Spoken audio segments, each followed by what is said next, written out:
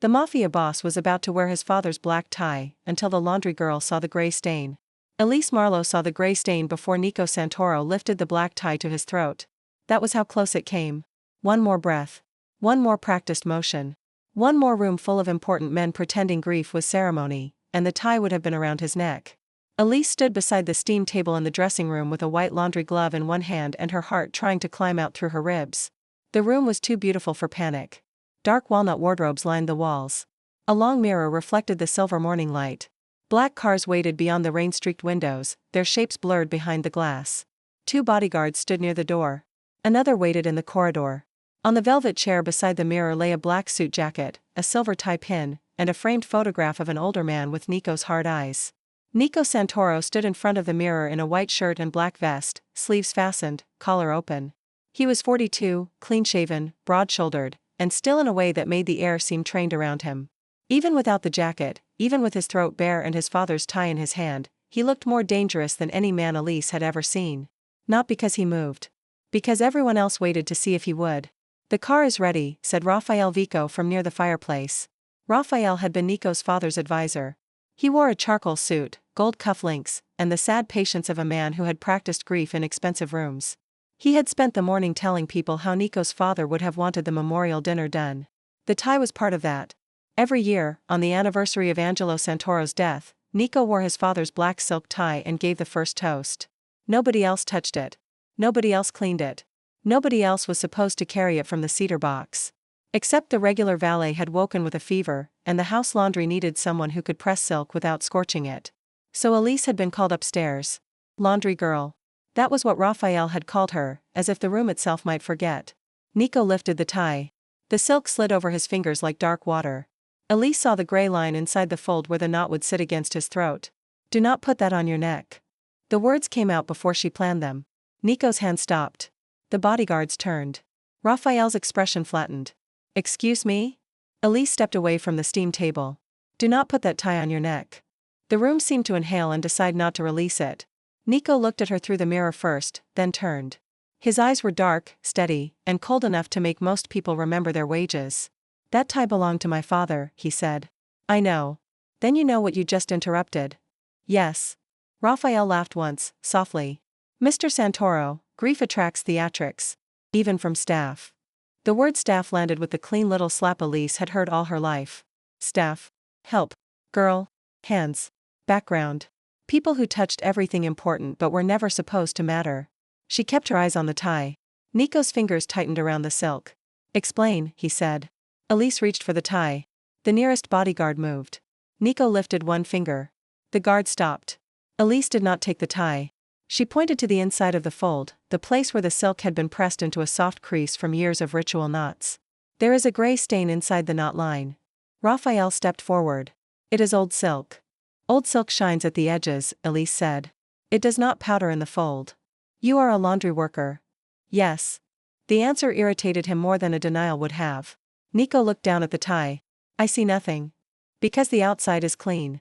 "And you saw it from the steam table?" "Yes." "How?" Elise swallowed once. Her throat felt dry. "Because black silk hides everything except what wants heat." Raphael's mouth thinned. "That sentence means nothing." "It means the stain appeared when I held it near steam." Nico's gaze sharpened. "You steamed my father's tie?" There it was. Not anger yet. Something older. The bodyguards felt it. Elise felt them feel it. She forced herself not to step back. "I held it near steam, not on steam." The silk was wrinkled. "If I pressed it directly, I might have damaged it." "You might have damaged it anyway. Better the tie than your throat." Silence.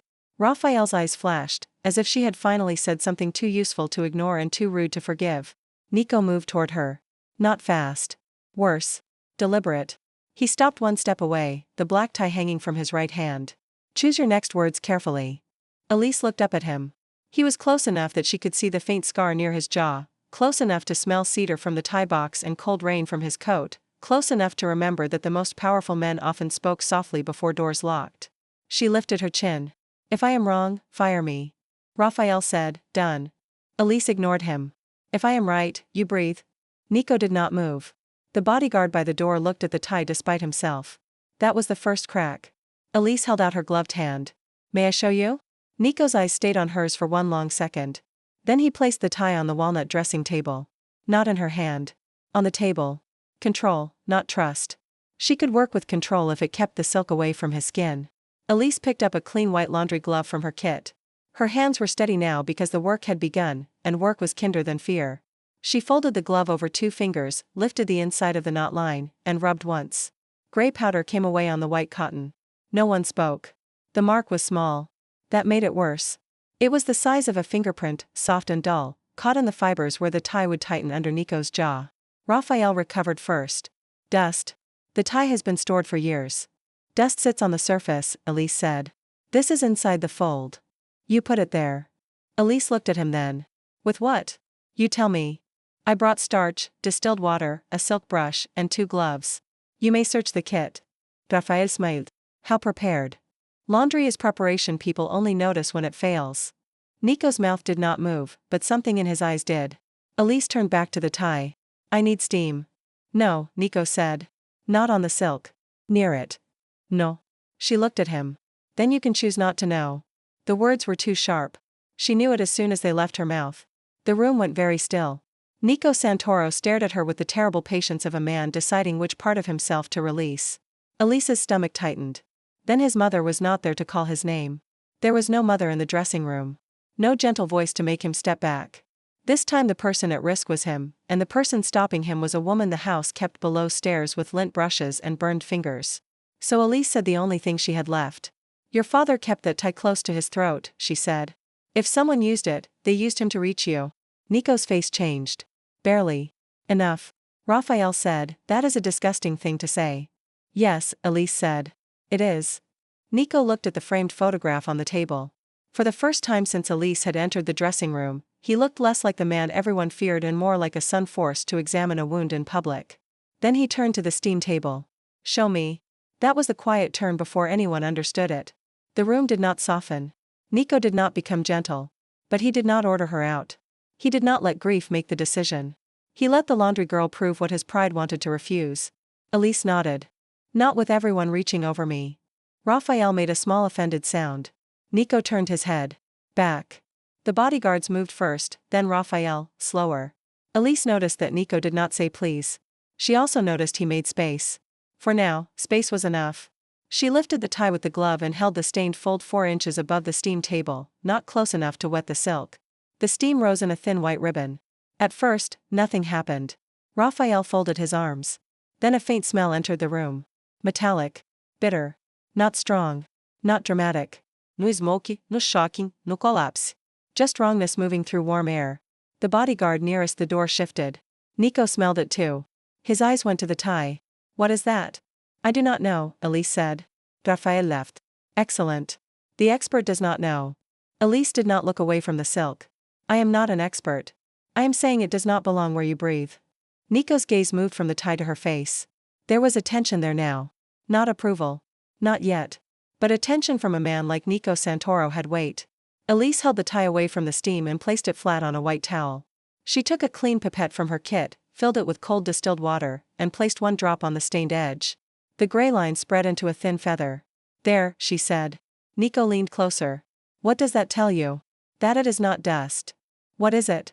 Residue. Powder, maybe. It reacts to heat and water. Dangerous? I would not put it on my skin. Raphael stepped forward again. This is nonsense. There are dozens of cleaning products in a laundry room. She mishandled the tie and now wants to blame someone else. Elise picked up the silver tie pin. Then why is it on this too?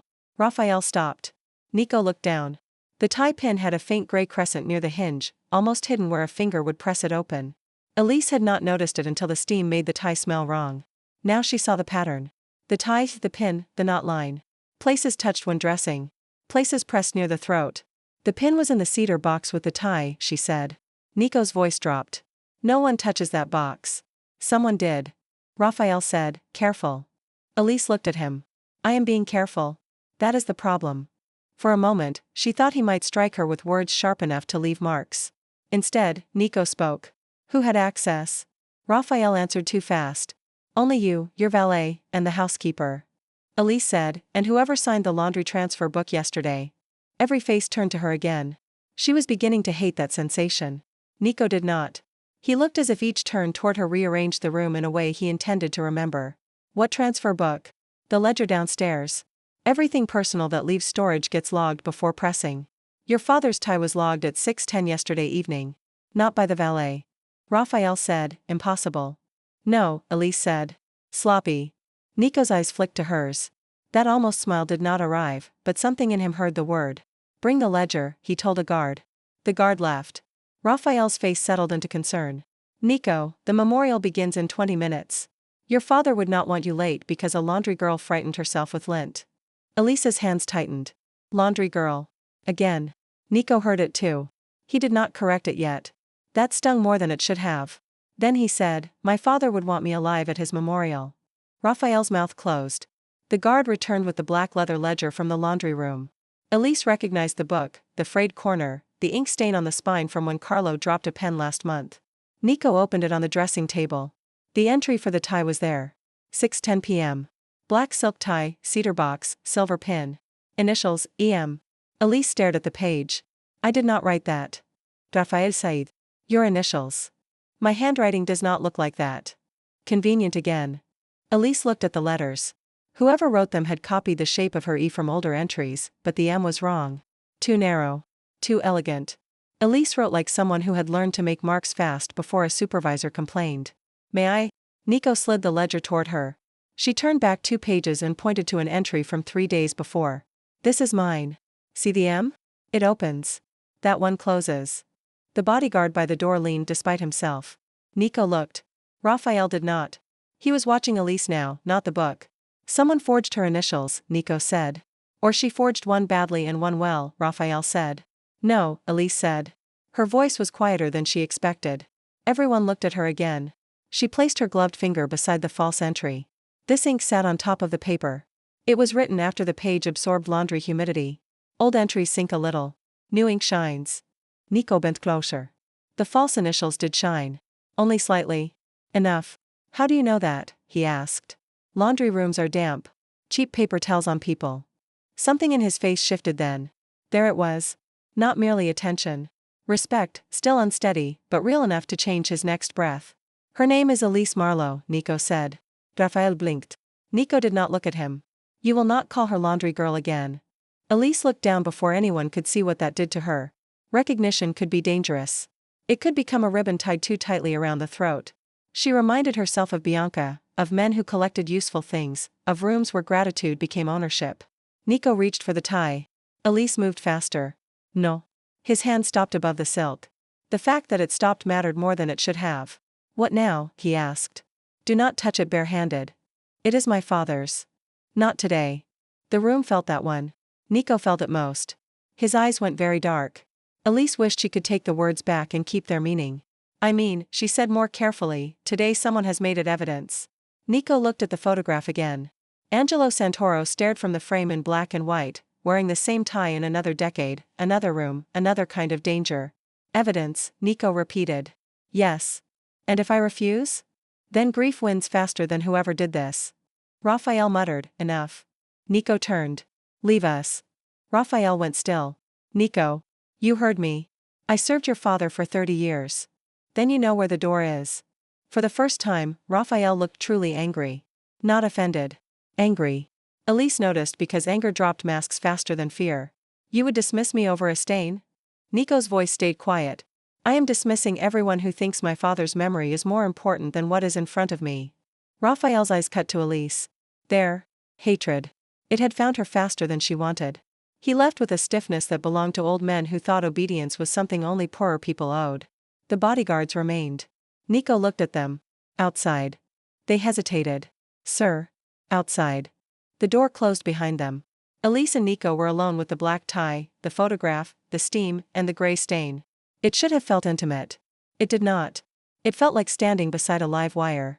I should not be alone with you, Elise said. Nico's eyes returned to her. No. Not because of me. Because if Raphael decides to say I staged this, alone with you becomes useful. Nico studied her. You think like someone who has survived bad rooms. I work below them. He absorbed that. Then he walked to the door and opened it.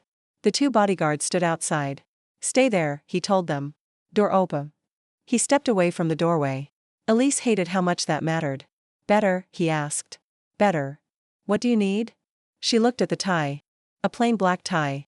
His jaw tightened. No. You cannot wear this one. Then I do not attend. That is what they want. He looked at her sharply. She lifted the glove with the gray stain.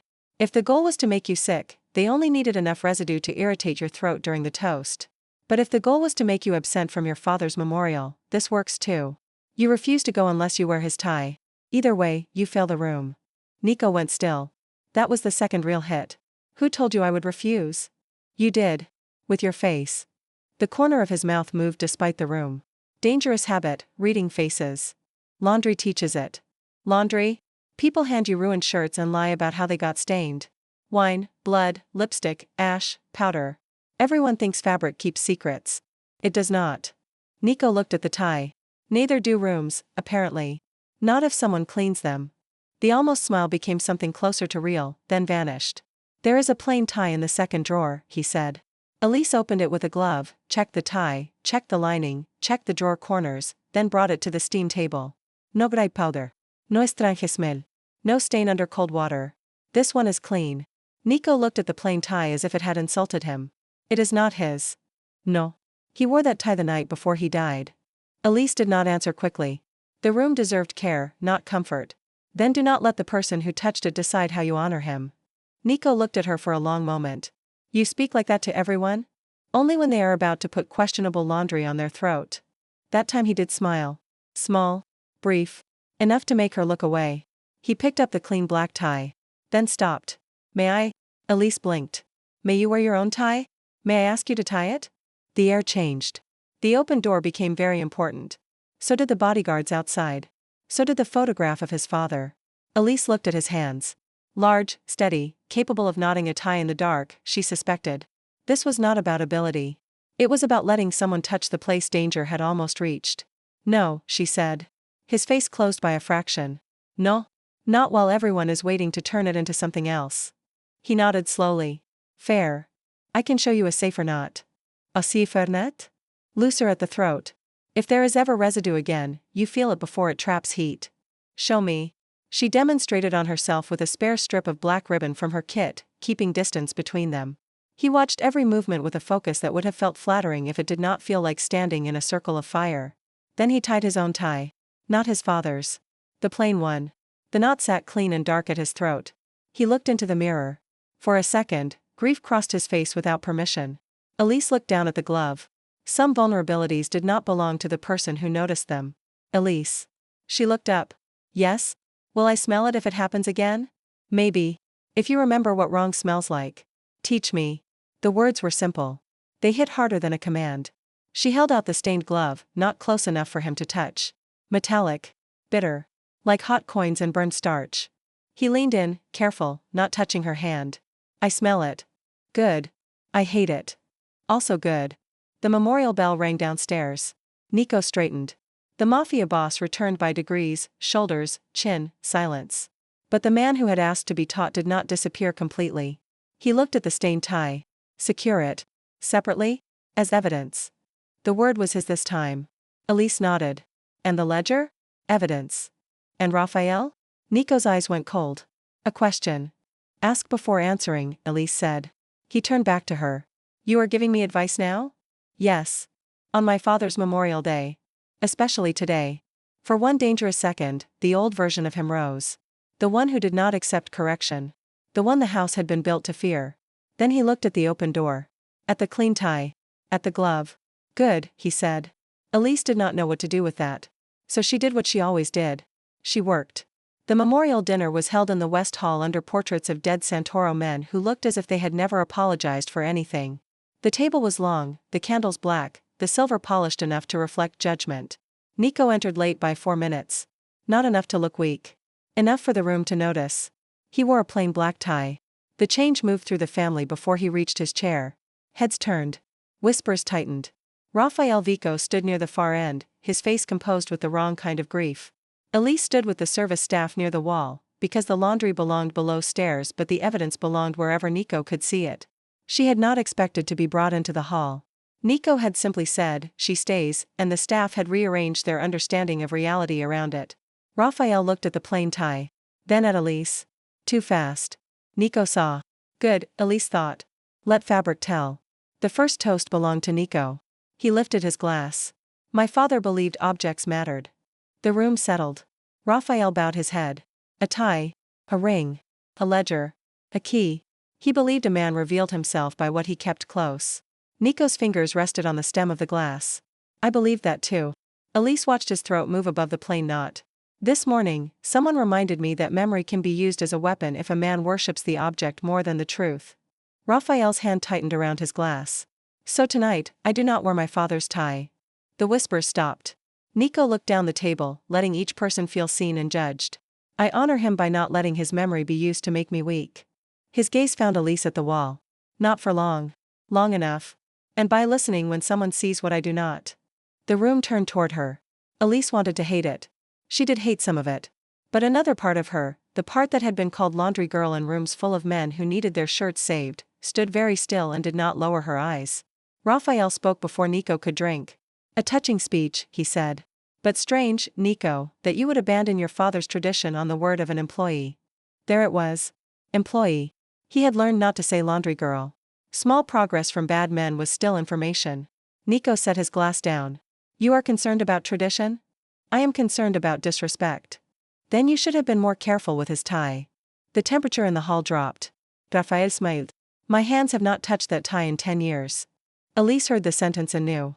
She stepped forward before fear could vote. No one said hands. Raphael's eyes cut to her. Nico did not stop her. Neither did the guards. Elise walked to the edge of the table with the white glove folded in her hand.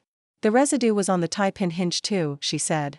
That means it could have been transferred by a cloth, a brush, or the inside of the cedar box. Raphael left.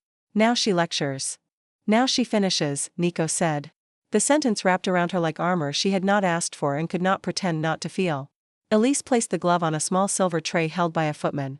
The false ledger entry used my initials, but the ink was new. Whoever wrote it wanted the house to blame the laundry room. Raphael spread his hands. And whoever wrote it did not know our ledger stays in the damp corner near the boiler. New ink shines. Old ink sinks. One of the older men at the table leaned forward. Is that true? Elise looked at him. Yes. How would Raphael know where the ledger sits? Raphael's smile thinned. Nico answered. He inspected the lower rooms last week for staff cuts.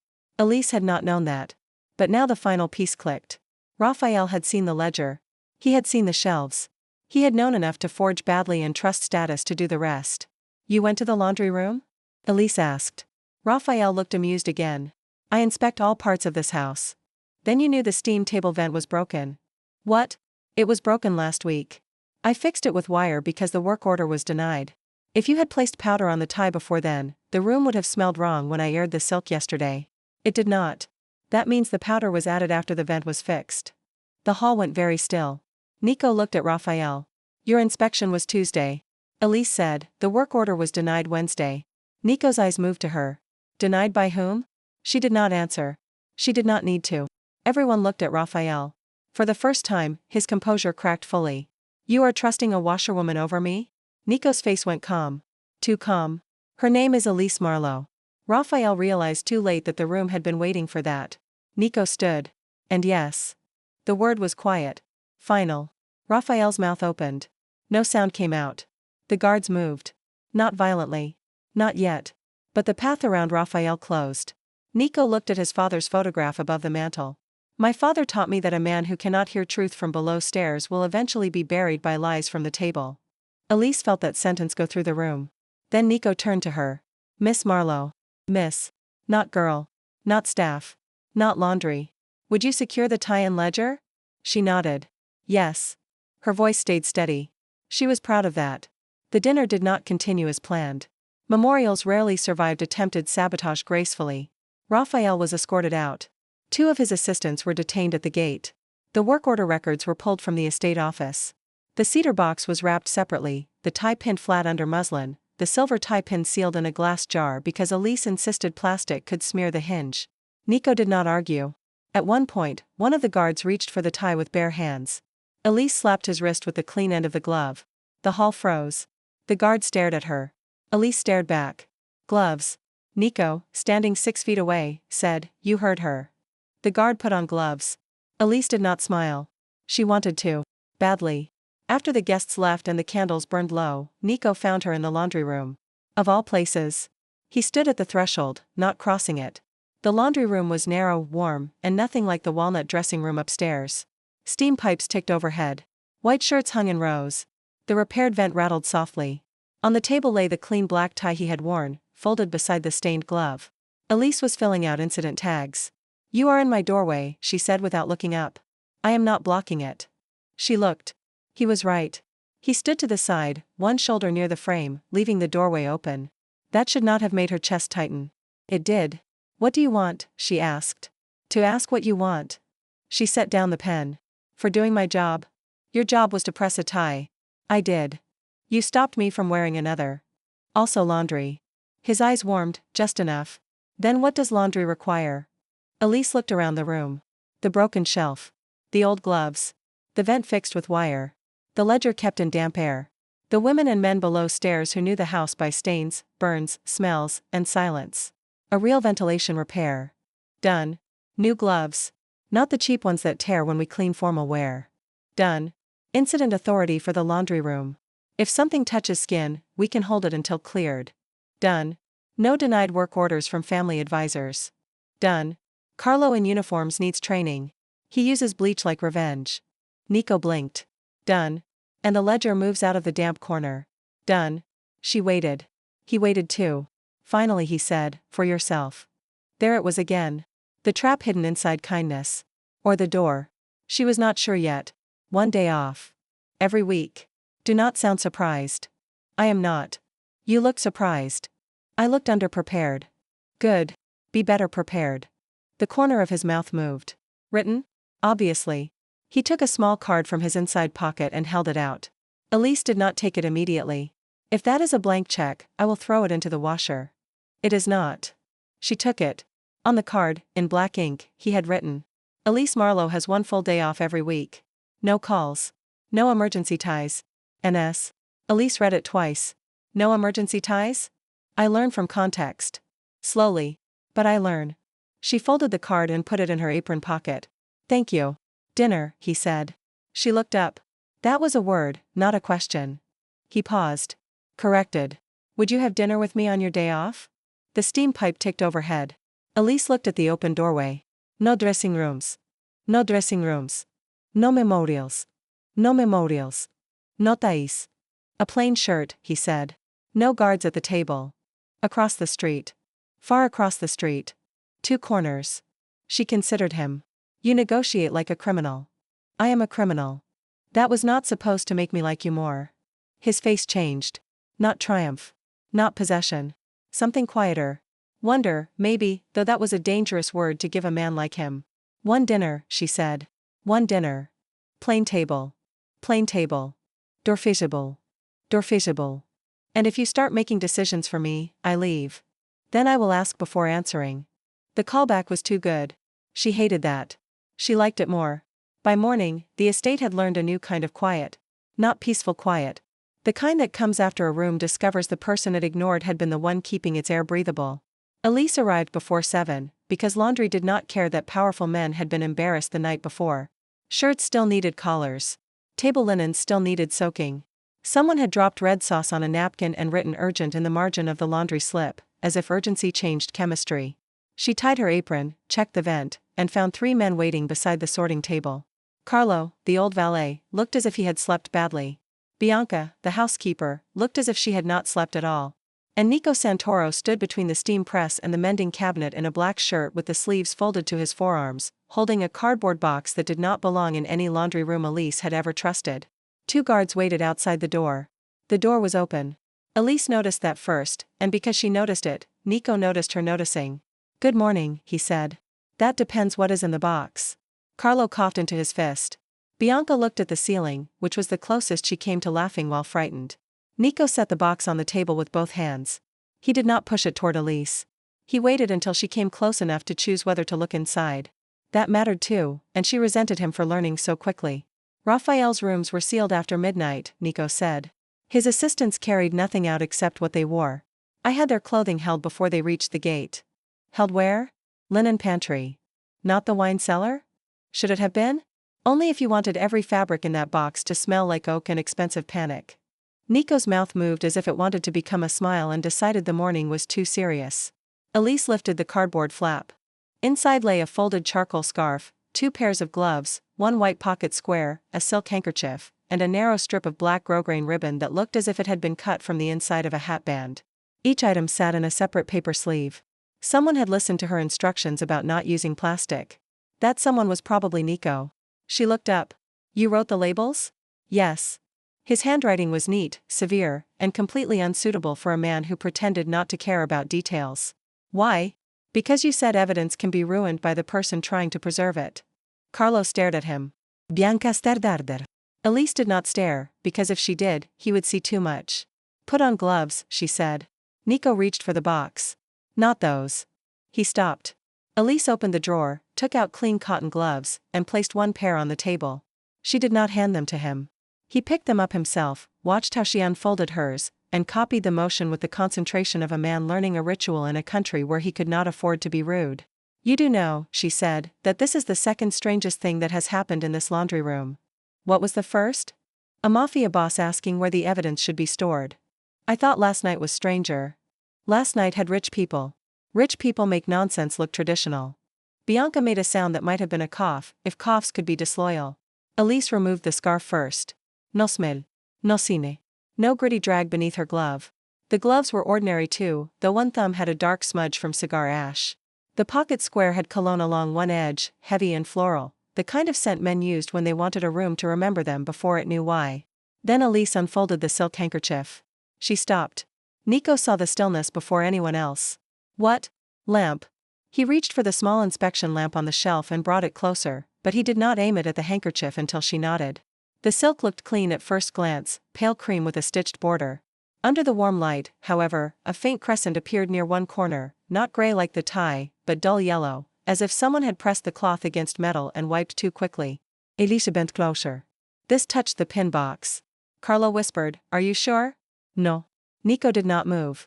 Elise appreciated that more than certainty would have deserved. I am sure it touched something with the same hinge oil, she said. The crescent is narrow. See the double edge? One from the hinge, one from the pin clasp. Whoever wiped the silver tie pin also wiped this. Raphael carried that? Nico asked. His assistant Marco carried it, Bianca said. It was in his jacket pocket. Elise looked at the housekeeper. You saw? I see pockets when men ask me to take coats. The answer was flat, practical, and full of years. Nico turned toward Bianca. Then say it again tonight. Bianca's face tightened. To whom? The table. The laundry room went so quiet that the boiler sounded rude. Bianca had run the house for 12 years, but running a house and speaking before the Santoro table were not the same thing. One was labor. The other was visibility, which could become punishment when men disliked what it revealed. Elise set the handkerchief down. She should not have to stand alone. Nico looked at her. She will not. I did not mean with guards behind her. Then what did you mean? Elise thought of every hallway where staff swallowed facts because facts were expensive, every room where women below stairs learned to survive by sounding smaller than they were. If you want truth from below stairs, she said, you do not summon it like a confession. You make a place where it can stand without begging. Carlo lowered his eyes. Bianca did not. Nico was silent long enough for the steam press to hiss twice. Then he said, Tell me how. Not show me. Tell me. The difference landed in Elise's chest with annoying precision. Staff speak in the laundry room first, she said. No family present. No advisor present. No one with a ring on his hand. We write what everyone saw, not what everyone thinks it means. Then you read it in the hall, with the names attached only if the person chooses. Anonymous evidence can be used by cowards. Named evidence can be buried with honest people. Nico looked at her for a long moment.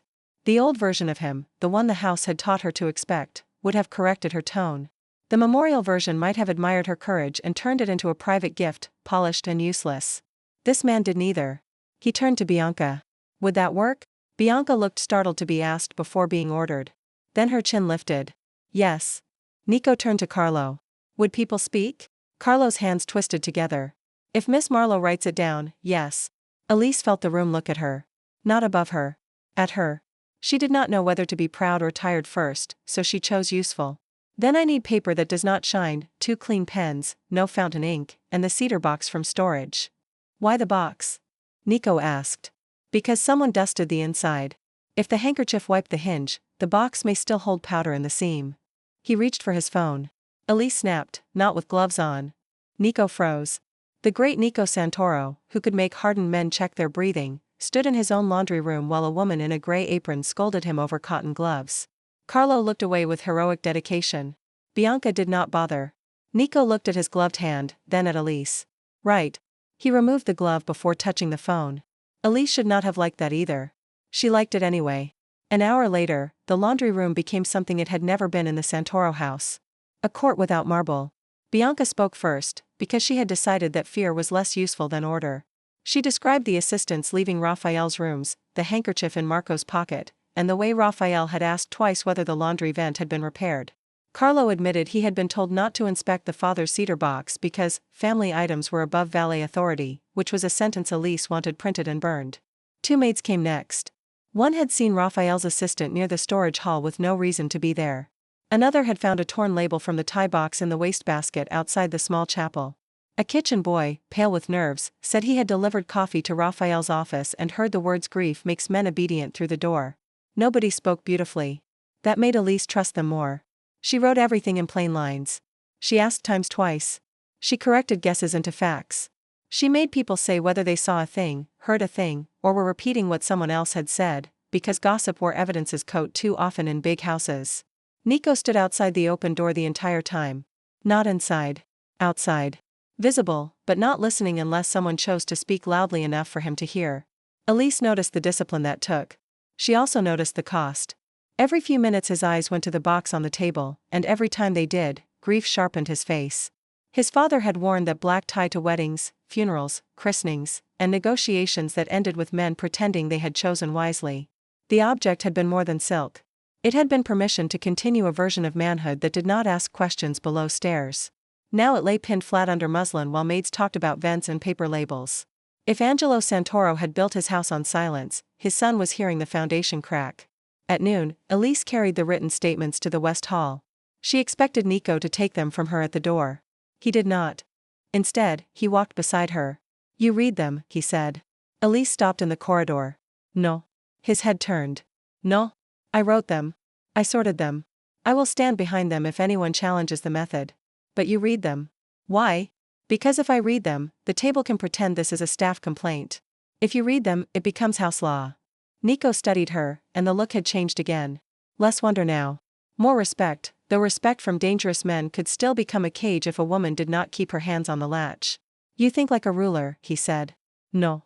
I think like someone who has watched rulers miss stains on their own sleeves." The corner of his mouth moved. That was almost unkind. It was efficient. He looked toward the hall, where family voices waited behind carved doors. "Stay where I can see you." Elise's eyebrows lifted. Nico caught himself. The pause was small. It mattered. "Stay if you choose," he corrected. "Where I can see the person who taught me the difference." She should have walked away just to prove she could. Instead, she opened the hall door herself. The family table rose halfway when Nico entered, then stopped because Elise entered with him. That confusion pleased her more than it should have. Raphael was gone, but his kind of thinking remained in every lifted brow. Nico stood at the head of the table with Elise's pages in his hand. "Last night," he said, "a woman from my laundry room stopped me from wearing my father's tie. No one moved. This morning, the staff of this house gave statements about how that tie was handled, how a false ledger entry was made, and how evidence was placed so blame would fall below stairs." One cousin muttered, "Do we need to hear staff gossip today?" Nico looked at him. "You need to hear staff facts before staff silence kills you." The cousin shut his mouth. Nico read every statement. He did not soften the words. He did not make Bianca sound smaller, or Carlo sound foolish, or the kitchen boy sound childish. When he reached Elise's note about the handkerchief crescent and the hinge oil, he paused, then read it twice because two men at the table had leaned forward as if trying to decide whether laundry knowledge could become law without their approval. By the end, the room had changed shape. Not morally. Elise was not foolish enough to think one speech turned wolves into shepherds. But practically. Men who had dismissed stains now looked at cuffs. Men who had ignored maids now looked at doors. Women who had kept their eyes down lifted them just enough to see who noticed. Nico placed the pages on the table. "From today," he said, "anything that touches skin, food, drink, medicine, or ceremonial family objects can be held by the department that finds the concern. No advisor overrides that. No guest overrides that. No family member overrides that. You are giving staff veto over family objects, an uncle asked. I am giving reality veto over pride.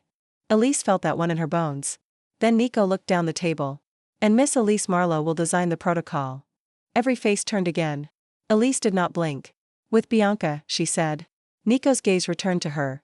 The smallest smile touched his face. With Bianca. Bianca, standing near the sideboard, looked as if someone had handed her a knife and a key and trusted her to know the difference. Afterward, when the hall emptied and the pages were locked with a tie, Nico found Elise in the corridor outside the laundry room again. You corrected me in front of them, he said. You were wrong in front of them. I know. That was not the answer she expected. He stepped no closer. I wanted to say your name at that table because everyone there needed to hear it. I should have asked first. Elise folded her arms. Yes. May I say it next time? Depends what comes after it. Credit. Authority. Possibly an argument about budgets. I like the first two. I expect the third. Then I will bring the budget to the laundry room. You will bring the budget to Bianca's office. She has no office. That sounds like a budget problem. For a second, the corridor held the kind of quiet that did not belong to fear. Nico looked at her as if she had moved some heavy piece inside him and refused to say where she put it. Dinner is still one dinner, he said. I remember. Plain table. Dorfisible. No ties. No ties, he agreed. He looked at the stained glove in her hand. And if I forget? Elise lifted the glove. I have evidence. This time, he did smile. Not enough for the house to call him soft. Enough for Elise to know the man who frightened rooms had learned to be frightened of losing the one woman who told him the truth before it became fatal. 3 days later, the black tie rested in a glass case in Nico Santoro's private study. Not as a shrine. As evidence. The gray stain remained visible inside the fold, sealed beneath clear glass. Beside it lay the white laundry glove, marked with the powder that had saved his throat. The silver tie pin sat in a separate compartment. The false ledger entry had been copied and locked away. Elise stood in front of the case with her arms folded. A little dramatic, she said. Nico stood beside her, hands in his pockets, wearing no tie at all. It is a Santoro house. That explains too much. He looked at the glove. I thought about removing the tie from the house. Why didn't you? Because hiding it would make it sacred again. Elise looked at him. He was learning. Not fast enough to be easy. Fast enough to matter. Then what is it now? A warning. To whom? To me. She turned back to the glass. Good. He opened a small drawer beneath the case and took out a clean white laundry glove. This belongs with it. Elise looked at the glove, then at him. Why? So I remember who saw the stain. The answer should have been too polished. It was not. It sounded like the truth from a man still learning what truth cost when it came from below stairs. Elise took the glove and placed it beside the tie, not touching the stained one. Then keep the door open. Nico looked toward the study door. It was open. I did. Keep doing it.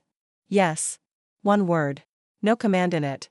Outside the study, the estate moved around them. Guards, staff, rain against stone, a house learning the sound of people speaking before disaster.